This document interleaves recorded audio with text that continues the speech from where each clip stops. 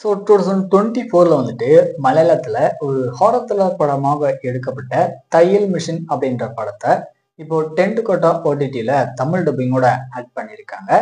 இந்த படம் பார்த்தீங்கன்னா ஒரு டீசெண்டான படம் அப்படின்னே சொல்லலாம். சரி, கதை அப்படின்னு எடுத்துட்டீங்கன்னா படத்துல வர நம்ம ஹீரோ வந்துட்டு ஒரு நேர்மையான போலீஸ் ஆஃபீஸரா இருக்காரு.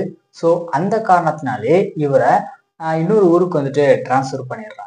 ஸோ இவருடைய மனைவி அதுக்கப்புறம் ஒரு பொண்ணு அப்படின்னு சொல்லிட்டு இவங்க 3 பேருமே ஒரு வீட்டுல போயிட்டு தங்குறாங்க.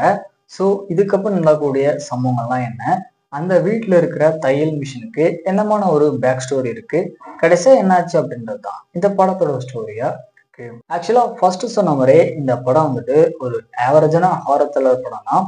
படத்துல சிஜியுமே பாத்தீங்கன்னா அந்த அளவுக்கு நல்லா இருக்காது.